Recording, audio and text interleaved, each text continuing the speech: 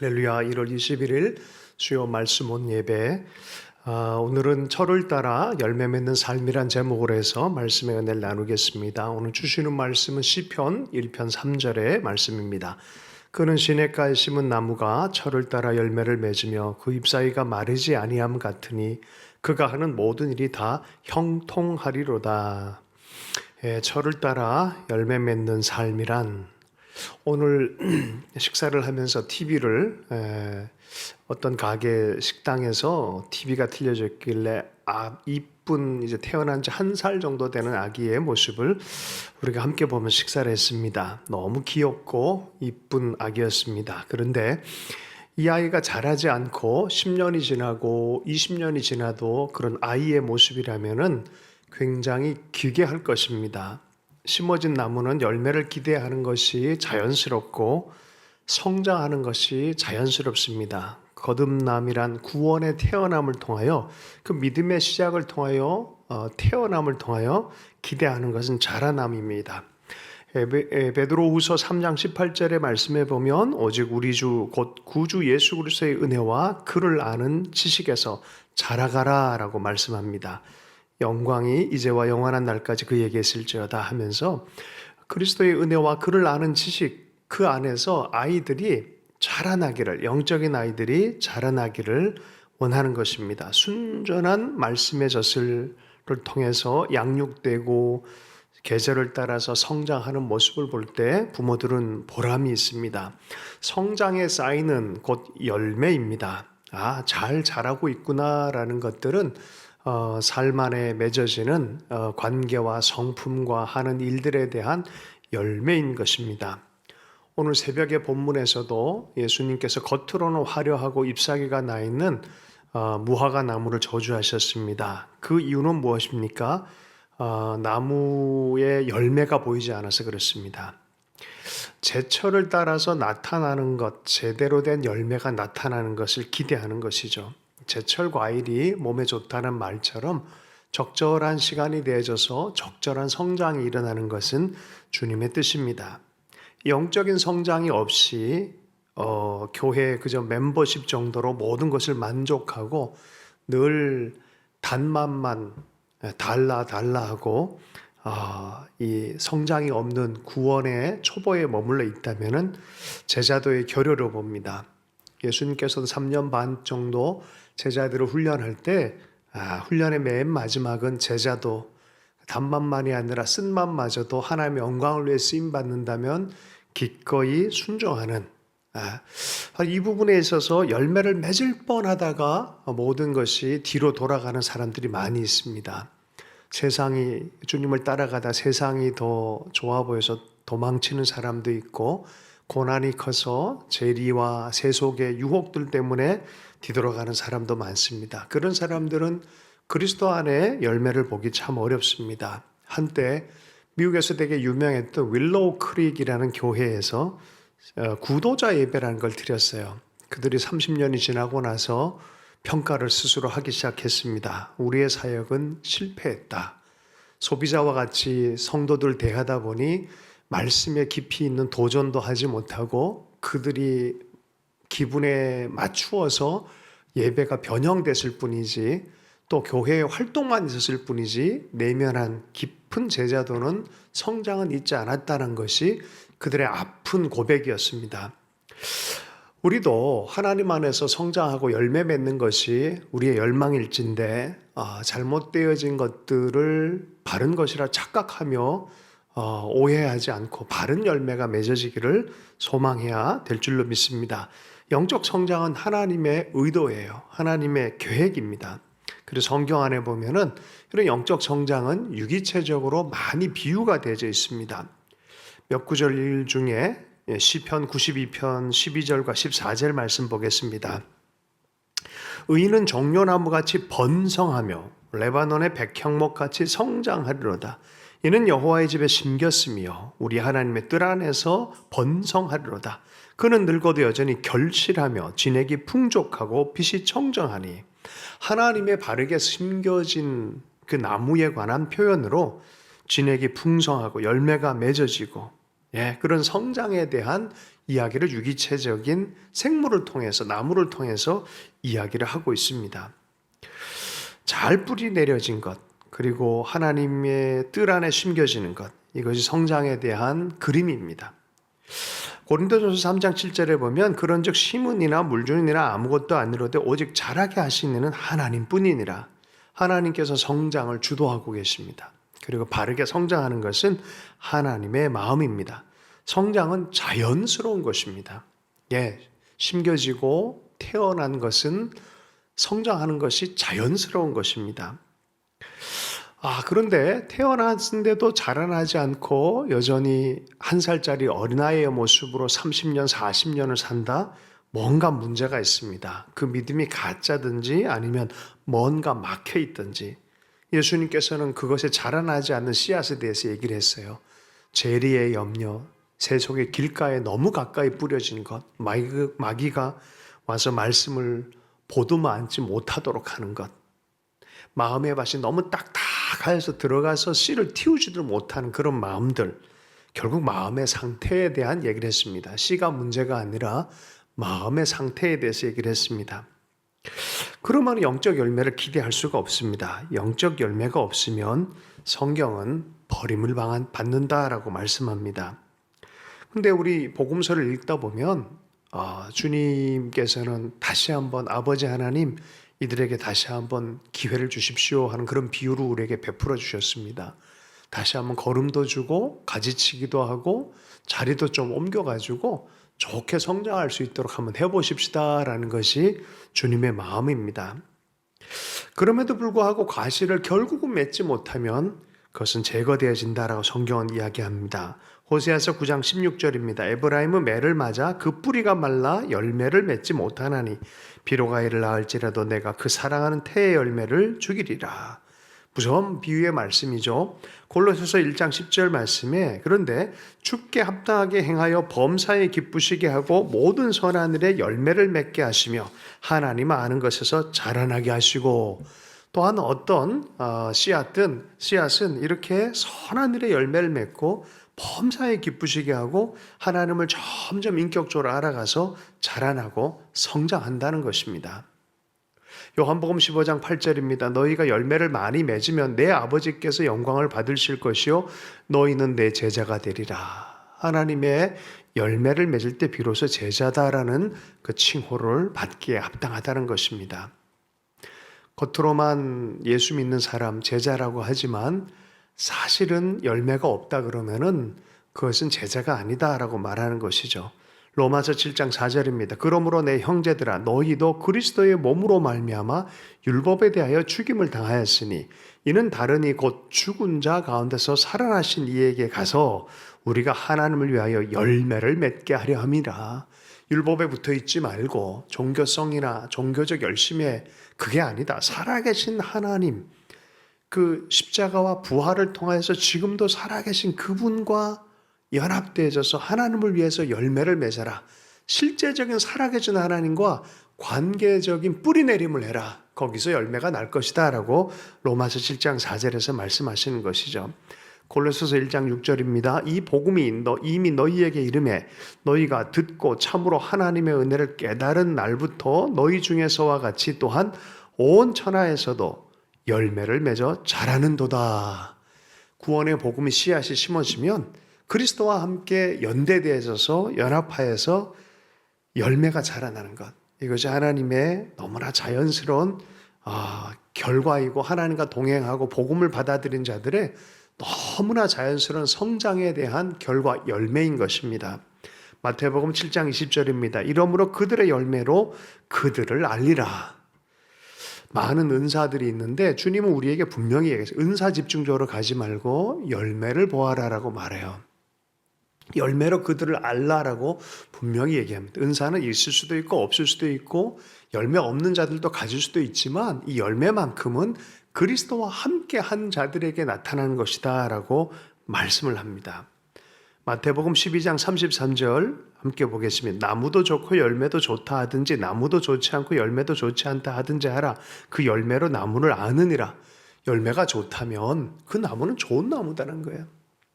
마태복음 7장 21절 나더러 주여 주여 하는 자마다 다 천국에 들어갈 것이 아니요 다만 하늘에 계신 내 아버지의 뜻대로 행하는 자라야 들어가리라. 그때에 내가 그들에게 밝히 말하되 내가 너희를 도무지 알지 못하니 불법을 행하는 자들아 내게서 떠나가라 하리라.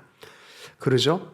하나님의 뜻대로 행하는 것이 받아들여지는 열매가 되어질 거란 거예요.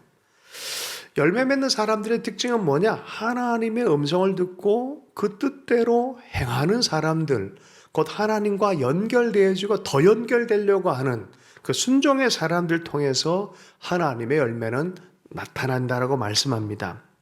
마태복음 21장 43절 그러므로 내가 너희에게 이르노니 하나님의 나라를 너희는 빼앗기고 그 나라 열매 맺는 백성이 받으리라. 유대인이냐 이방이냐 이 문제 아니라는 것입니다. 열매 맺는 백성이 받을 것이다 라고 말합니다. 이방인 중에서 그리스도로 말미암아 그리스도를 사랑하고 사람들을 사랑하고 열매를 많이 맺으면 그 나라의 열매 맺는 그 백성, 그 이방인이 받을 것이다 라고 말씀합니다. 이것이 하나님 나라의 특징입니다. 그러므로 우리가 하나님 나라 열매 맺기를 우리는 갈망하고 소망하고 기도하고 어떻게 하면 주의 나라의 열매를 맺을 것인가 잘 성경적 분별의 진리의 말씀을 품고 있어야 될 줄로 믿습니다. 마태복음 3장 10절입니다. 이미 도끼가 나무 뿌리에 놓였으니 좋은 열매를 맺지 아니하는 나무마다 찍혀 불에 던지리라. 이것이 최종 그림이에요. 심판의 그림입니다. 열매가 없다면 찍혀 불에 던지리라 말합니다. 요한복음 15장 2절입니다. 물은 내게 붙어 있어 열매를 맺지 아니하는 가지는 아버지께서 그를 제거해 버리시고 무릇 열매를 맺는 가지는 더 열매를 맺게 하려 하여 그것을 깨끗하게 하시느니라. 열매 맺는 자들에게는 더욱 주님의 성품의 열매가 맺어도록 주님께서 깨끗하게 하시고 더 풍성하게 맺히게 한다라고 말합니다. 여러분 이 열매는 뭘까요? 성경을 자세히 살펴보면 성령의 열매라고 말씀합니다. 하나님의 열매는 이런 것이다 라고 말해요. 사랑과 희락과 화평과 오래 참음과 자비와 양성과 충성과 온유와 절제니 이 같은 것을 금지할 법이 없느니라. 무엇보다 요한은 하나님을 사랑이다 라고 말해요. 예수 그리스도의 십자가의 정신의 가장 깊은 곳에 하나님의 선물은 뭐예요? 하나님 아버지의 사랑이었어요. 그러므로 이 사랑의 영에 충만한 것이 그리스도의 음성을 듣는 첫 번째이고 그 관계의 온전함 안에 나아가는 것이고 성경은 우리에게 그 다리를 놓고 있다는 것입니다. 여러분 성경의 문자를 아는데 만족하지 말고 바로 이 사랑의 마음에 연결되는 것에 여러분 집중해서 말씀을 통해서 훈련할 수 있기를 바랍니다. 사랑의 하나님을 여러분 신뢰하고 또 우리도 그렇게 살아갈 수 있도록 열망해야 됩니다. 요한일서 4장 7절 8절입니다. 사랑하는 자들아 우리가 서로 사랑하자. 사랑은 하나님께 속한 것이니 사랑하는 자마다 하나님으로부터 나서 하나님을 알고 사랑하지 아니하는 자는 하나님을 알지 못하나니 이는 하나님은 사랑이심이니라. 하나님을 아는 데서 자라나라 그랬는데 하나님으로부터 나서 하나님을 알고라고 표현하고 있어요. 하나님을 아는 것은 사랑을 알아가는 겁니다. 사랑과 하나님은 사랑이란 단어가 하나님이 아니에요. 사랑의 실체이신 존재 자체가 하나님이시다 그런 소리입니다. 사랑이 없는 사역은 어떤 의미에서 사역이 아닙니다. 그리스도의 대변자라고 하면서 사랑을 모르는 사람들은 사실은 사역자이거나 대변자라고 할 수 없습니다. 열매 맺는 사람 될 수 있기를 축복합니다. 열매로 그들을 알 것이다라고 말했습니다. 하나님은 사랑하지 않는 자를 하나님을 알지 못하는 자다라고 말합니다. 사랑의 온도와 열매를 여러분 늘 체크할 수 있길 바랍니다. 하나님을 사랑하고 옆에 있는 형제를 사랑하는 것에 조금이라도 뒤로 물러난 일이 없어서 좋겠습니다. 요한일서 4장 20절 21절입니다. 누구든지 하나님을 사랑하노라 하고 그 형제를 미워하면 이는 거짓말하는 자니 보는 바 그 형제를 사랑하지 아니한 자는 보지 못하는 바 하나님을 사랑할 수 없느니라. 우리가 이 계명을 주께 받았으니 하나님을 사랑하는 자는 또한 그 형제를 사랑할지니라. 여러분 이것이 우리가 열매 맺는 것이다라고 성경은 이야기합니다. 그런데 이 열매를 어떻게 맺으면 좋겠습니까? 다시 한번 근본으로 돌아가 생각해 보면 하나님과의 친밀한 동행으로부터 시작합니다. 여러분, 하나님과 동행하는데 하나님의 음성을 듣지 않고 대화하지 않고 어떻게 동행할 수 있겠습니까? 뜻을 같이 하여 같은 의지로 순종하지 않으면 어떻게 동행합니까?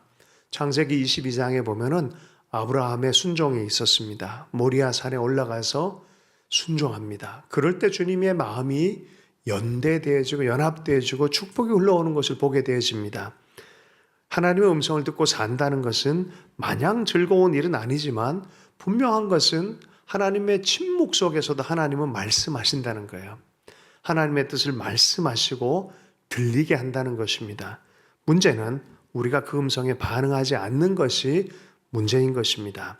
너무나 많은 활동들, 너무나 많은 기독교적 활동들, 관심사들이 도리어 하나님의 음성을 듣지 못하게 할 때가 많이 있습니다.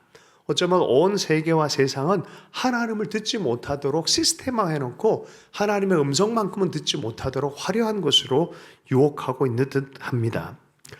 가득 차 있는데 덜 채워진 것 같고 바쁜데 지루하고 함께 하는데 외로운 것 같은 이런 사람들, 하나님의 음성을 듣지 못하는 어리석은 사람들의 증상이다라고 헨리 나우엔 연구가들이 했던 얘기가 기억이 납니다. 음성을 듣고 순종하는 것이 하나님의 열매를 맺는 우선적 요소로서 순종하는 사람이 되려면 먼저 귀가 열려야 됩니다. 하나님께 어떻게 하면 귀를 더 기울일 수 있고, 귀를 기울였다면 어떻게 그 음성에 순종할 것인가? 이것에 대해서 순종하는 사람이 되려면 먼저 귀를 기울이고 그것을 강하게 거부하는 우리 자신을 극복해야 된다는 거예요. 이게 훈련입니다.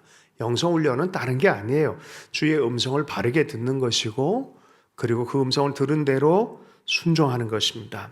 그러려면은 거부하려고 하는 자기 자신을 대면하고 인정하고 그것을 극복하는 훈련이 꼭 필요합니다. 날마다 옛사람과 내 본성과의 싸움이 거기에 있습니다. 하나님의 열매를 맺기 위해서 이 과정을 반드시 넘어가야 됩니다. 헨리 나우엔 얘기를 제가 잠깐 꺼내면서 이 얘기로 마무리할까 합니다. 음성을 듣고 순종하기 위한 훈련으로 세 가지 훈련을 헨리 나우엔은 이렇게 제시를 했는데, 첫 번째가 교회 훈련입니다. 하나님의 살아계심을 늘 증언하는 공동체는 교회밖에 없습니다. 예수 그리스도의 십자가 사건은, 부활의 사건을 늘 기억하면서 오늘 여기에 역사하시는 하나님, 내 삶에 현존하시고 역사에 개입하시는 하나님, 그 살아계신 하나님의 사건으로 기억하게 하는 부활절 때나 십자가 달리시는 그 시간이나 성령의 사건이나 이런 모든 교회의 절기를 따라서 늘 주님이 어떤 일을 해야 하는지 끊임없이 기억하게 하는 그 공동체, 그러므로 교회 공동체로서 함께 그 대열에 참여하는 것이 너무나 중요하다라고 말합니다. 주님이 누구인지를 알게 되어지는 것이죠. 두 번째는 성경 훈련입니다. 성경 훈련은 머리를 써서 암기하는 그것이 아니라 말씀을 먹고 소화하고 구체적으로 삶에 적용하는, 삶으로 녹아들게 하는 것이 바른 성경의 훈련입니다. 말씀을 읽을 뿐만이 아니라 음미하며 계속해서 곱씹으며 그것이 잘 소화되도록 하는 것입니다. 그래서 말씀이 존재 중심에 닷을 내려진 것처럼 그렇게 작용하게 하는 것입니다. 지속적으로 그 말씀에 귀를 기울이고 그 말씀을 묵상할 때 존재의 깊은 곳에 다시 내려진 것 같은 그런 체험을 합니다. 이것이 음성의 통로입니다. 신학교 다닐 때 한 6개월 정도 영성훈련이라는 것을 저희들은 이렇게 의무적으로 했었는데, 그때 경험한 겁니다. 한 구절과 한 맥락, 주님이 비유하신 그 비유의 본문에 대해서 학생들 모두가 다 그 본문을 주목해서 1시간 동안 묵상하도록 합니다. 각 사람들마다 자기 삶과 연결해서 묵상하게 합니다. 한 1시간을 그렇게 깊이 묵상하고 서로가 소그룹으로 나눌 때, 그때는 논리적 토론이 아니라 자기 삶과 연결되어진 묵상의 이야기, 내면의 소리를 소화된 소리로 말씀을 나누기 시작합니다. 지금 생각하면 참 놀라워요. 친구들 중에 몇 사람이 대화 중에 엄청난 치유를 경험하고 또 미래에 대한 하나님의 뜻이 자기에게 계시되어지는 것. 그때 한 친구는 자기는 기독교 교육을 공부해서 아이들을 가르치는 것에 대한 감동이 너무 크게 주셨다면서 눈물을 막 흘렸었어요. 근데 지금 어느 학교에서 진짜 아이들을 가르치는 교수님이 되셨어요. 그 사역을 지금도 하고 있어요. 참 놀랍습니다. 성경 말씀을 살아계신 하나님과 대화의 도구로서 그냥 문자를 읽는다가 아니라 내 마음속에 깊이 묵상함으로 하나님이 다가오신다는 거예요. 이 훈련을 통하여 음성 듣기와 또 순종의 훈련들을 하기 시작합니다. 세 번째는 마음 훈련이라는 것이 있습니다.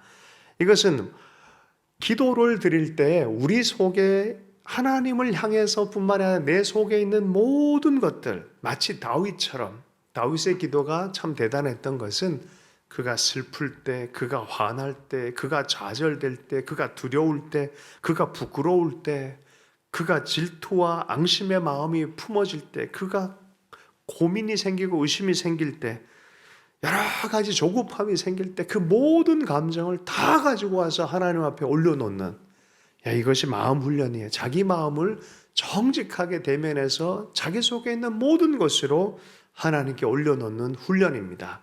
여러분, 그렇게 마음을 하나님께 쏟아내는 훈련을 하십시오. 정직해야만 자기 마음을 그대로 가져갈 수도 있습니다. 투명해야만 자기 속에 있는 이런 혼돈의 마음들, 두 가지 마음들도 그대로 올려놓을 수 있습니다. 자기 마음을 정직하게 바라보는 훈련입니다. 그것을 통해서 하나님께 온전히 올려드리는 그런 마음의 훈련, 곧 기도입니다. 이것이 기도입니다. 자, 교회를 통한 공동체 안에서의 하나님 바라봄의 훈련, 또 성경을 통한 묵상의 훈련, 또 마음으로 하는 기도의 훈련, 이런 것들 통하여 하나님의 뜻을 분별하고 그 분별된 음성을 따라서 하나님의 도우심으로 순종하는, 그리고 무엇보다 이것을 위해서 우리는 하나님과의 내밀한 시간이 꼭 필요합니다. 이걸 보통 quiet time, QT time이라고 하지만 또 가톨릭 쪽에서는 침묵의 시간이라는 또 표현도 씁니다. 어쨌든 하나님과 연합하기 위해서 하나님과만 또 내 영혼과의 정직하게 대면을 통해서 하나님 앞에 나아가는 시간을 위해서 우리는 이러한 시간이 꼭 분리적 시간이 필요합니다. 각 사람들마다 삶의 이야기가 있고 삶의 보폭이 다 다릅니다. 그러나 모두가 다 하나님의 제자들로 영적인 나그네로 하나님의 친백성으로 부름받은 사람으로서 열매 맺길 원하는 것은 하나님의 공통 바람인 줄로 믿습니다. 주님과 연대해서 주의 음성을 잘 듣고 분별하고 순종할 수 있는 여러분 되기를 축복합니다. 모소대나무가 뿌리를 깊이 내릴 때는 보이지 않습니다. 그러나 5년 이후에 한 시즌이 딱 지나가고 뿌리의 성장을 다 온전히 했을 때 이제 드디어 땅에서 죽순처럼 뻗어져 나가는 그것이 쭉쭉쭉쭉 자라나서 몇십 미터, 비가 온 이후에 몇 달 만에 몇십 미터까지 자라나는 그런 대나무가 되는 것처럼 자라남, 성장, 열매 맺음, 이것은 자연적인 일입니다. 우리 삶에도 그러한 일이 좋겠습니다. 특별히 하나님의 책임을 맡은 사람들에게는 이런 사랑과 섬김과 순종의 마음을 가져야 됩니다. 옛사람과 옛습관을 그대로 두지 마십시오. 훈련을 해야 됩니다. 하나님과의 깊은 훈련은 내 속에 있는 본성과 옛습관을 극복하기 위해서 자기를 부인하며 하나님의 음성을 듣고 순종하여 열매 맺기 위해서 여러분 훈련해야 됩니다. 오늘도 예레미야서 11장의 말씀에 우리 연초에 말씀 전해주신 송경부 목사님의 말씀이 생각났습니다. 리더가 위에서 먼저 헌신의 기쁨을 발견하여서 예루살렘 타락의 무너진 폐허 같은 곳에 먼저 나가는 헌신을 하고 극기하고 하나님의 뜻을 순종해드리며 거기서 오는 기쁨을 누리고 넘쳐 흘러서 백성들이 다 따라오는 그 기쁨이 있었다. 순종의 열매이죠. 그죠? 좋은 습관을 장착한 음성 듣는 자들의 기쁨이 따로 있습니다. 순종하는 자의 기쁨이 따로 있습니다. 그것은 열매 맺는 기쁨입니다. 시편 1편 3절 말씀으로 말씀을 마무리할 때 하나님께서는 당신의 집으로 부르세요. 그분의 마음으로 십자가를 통한 하나님 아버지 사랑으로 그 사랑 안에서 하나님을 알고 자라나길 원하십니다. 이 모든 영적 습관의 처음과 마지막은 하나님의 사랑 안에서입니다. 바로 그렇게 심겨진 자들은 형통할 것이다라고 성경은 말씀합니다.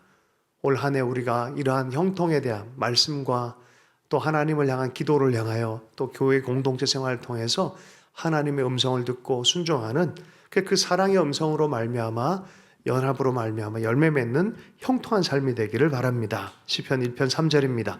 그는 시냇가에 심은 나무가 철을 따라 열매를 맺으며 그 잎사이가 마르지 아니함 같으니 그가 하는 모든 일이 다 형통하리로다. 하나님, 우리의 삶이 열매 맺는 형통한 삶이 되게 하여 주옵소서. 주의 음성을 분별하며 순종하며 기쁘게 동행하는 참된 열매가 맺혀지게 하여 주옵소서. 예수 그리스도 이름으로 축복하며 기도합니다.